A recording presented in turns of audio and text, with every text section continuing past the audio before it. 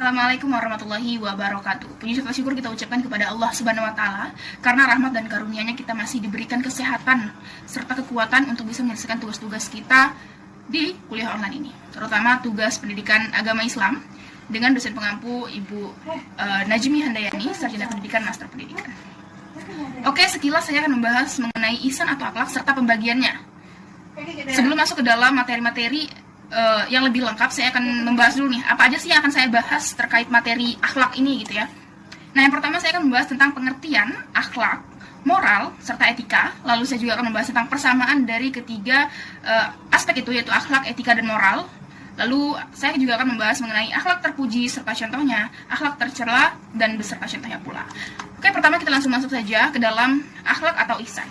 Jadi akhlak itu dari segi bahasa itu diambil dari bahasa Arab yang sudah diserap dalam bentuk bahasa Indonesia. Nah, jadi dalam bahasa Arab kata akhlak itu merupakan jamak dari kata hulukun yang mengandung arti tabiat, adat serta watak. Nah, maksudnya itu gimana tuh tabiat, adat dan watak dalam pengertian akhlak atau ihsan ini gitu ya. Jadi tabiat itu adalah sifat yang telah terbentuk dalam diri manusia tanpa dikehendaki. Lalu adat itu adalah sifat-sifat dalam diri manusia yang diupayakan melalui latihan, yakni berdasarkan keinginan kita sendiri. Kalau tadi tabiat adalah terbentuk dalam diri sendiri tanpa dikehendaki, kalau adat itu adalah memang sifat dari diri manusia yang memang berdasarkan keinginannya. Lalu watak itu adalah jangkauan yang meliputi hal-hal yang menjadi tabiat dan hal-hal yang diupayakan sehingga menjadi kebiasaan gitu. Lalu kita masuk yang kedua, pengertian dari etika. Apa sih itu etika gitu ya kan? Nah, istilah etika ini berasal dari kata Yunani atau dua kata Yunani, yaitu ethos dan etikos. Di mana arti ethos itu berarti sifat, watak atau kebiasaan seseorang, sedangkan etikos itu berasal dari kata Yunani yang artinya susila, keadaban atau kelakuan dan perbuatan baik dari seseorang, seperti itu. Dalam etika ini ada beberapa pembagian. Khusus yang pertama, kita lihat ya di sini ada etika deskriptif. Nah, etika deskriptif ini adalah etika yang menguraikan atau menjelaskan kesadaran pengalaman moral secara deskriptif. Lalu yang kedua itu ada etika normatif, di mana etika normatif ini adalah etika filsafatis atau biasa disebut dengan physical etis. Nah, dalam pembahasannya adalah teori yang mempersoalkan sifat kebaikan dan keharusan memperbaiki tingkah laku orang tersebut. Nah, lalu yang terakhir itu ada pembagian etika berdasarkan mata etika. Nah, maksudnya itu apa? Jarang kita dengar apa sih itu mata etika gitu ya. Jadi mata etika itu adalah suatu studi analisis terhadap kedisiplinan etika seseorang gitu. Lalu yang ketiga, kita masuk ke dalam moral. Pengertian moral dulu nih. Apa sih itu moral gitu ya? Moral ini berasal dari bahasa Latin, yaitu mores, yang berarti adat, kebiasaan. Nah, kata mores ini bersinonim dengan kata mos, moris, maner, mores, dan maner serta morals. Nah, dalam moral ini terdapat tiga landasan yang terbentuk. Yang pertama, landasan terbentuknya moral itu harus ada sumber moral atau pembentuk moral. Maksudnya gimana? Nah, jadi sumber-sumber moral itu dalam Islam ada Al-Quran serta As-Sunnah. Sedangkan kalau pembuat sumber itu ada Allah serta Nabi Muhammad SAW. Nah, kenapa Nabi Muhammad dikatakan sebagai pembuat sumber seperti itu? Karena Allah telah menitipkan Al-Quran kepada Nabi Muhammad, risalah-risalah Allah dititipkan kepada Nabi Muhammad, sehingga Nabi Muhammad yang menyampaikan isi dari Al-Quran tersebut gitu. Lalu yang kedua itu ada objek sekaligus subjek dari sumber moral dan penciptanya. Nah, maksud di sini objek dan subjeknya itu adalah orang-orang yang telah balik dan berakal, yang biasanya disebut dengan mukhalaf ya. Lalu landasan terbentuknya moral yang ketiga itu adanya tujuan. Nah, tujuan dari moral itu seperti yang kita tahu ya, mencapai kemaslahatan dunia serta akhirat. Contohnya jatuh moralitas yang berkaitan dengan pola makan, minum yang memang dianjurkan oleh Al-Quran. Lalu kita masuk ke dalam persamaan akhlak, etika, dan moral.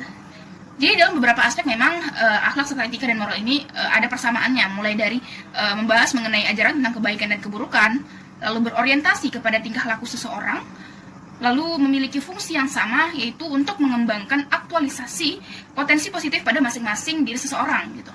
Yang keempat, itu ada prinsip atau aturan hidup manusia untuk menakar harkat dan martabat kemanusiaan seseorang itu sama antara akhlak, etika, dan moral. Lalu persamaan yang kelima, ada sama-sama mengacu pada ajaran atau gambaran tentang perbuatan gitu. Dan yang terakhir persamaannya adalah memang akhlak, etika, dan moral itu bertujuan untuk menjadikan penanda atau pengingat seseorang. Nah, di balik dari persamaan pasti ada perbedaan dari ketiganya. Nah, contohnya aja nih ya, ada tiga aspek yang membedakan akhlak, etika, dan moral. Nah, yang pertama itu kita lihat dari sumber atau ukuran baik dari buruknya sebuah perbuatan.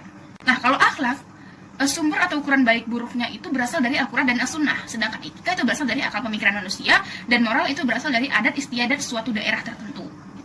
Lalu yang kedua, kalau berdasarkan sifatnya kita lihat ya, sedangkan akhlak itu sifatnya itu tetap tidak berubah-ubah karena memang dia panduannya adalah Al-Quran. Sedangkan etika itu dia bersifat sementara karena dia berasal dari akal pikiran manusia. Kalau moral dia bersifat dinamis atau berubah-ubah sesuai perkembangan kondisi atau situasi dan tuntutan manusia, seperti itu. Lalu yang ketiga itu ada asal. Nah, kalau dari akhlak itu berasal dari ajaran agama Islam. Sedangkan etika itu biasanya berasal dari teori atau ilmu filsafat, dan moral itu berasal dari norma-norma masyarakat gitu. Kita masuk ke dalam materi pembahasan yang selanjutnya, itu akhlak terpuji. Nah, akhlak terpuji itu atau biasa kita sebut dengan mahmudah ya, itu adalah tingkah laku terpuji yang merupakan tanda keimanan seseorang. Akhlak terpuji itu dilahirkan dari sifat-sifat yang terpuji pula atau sifat-sifat yang baik, seperti itu.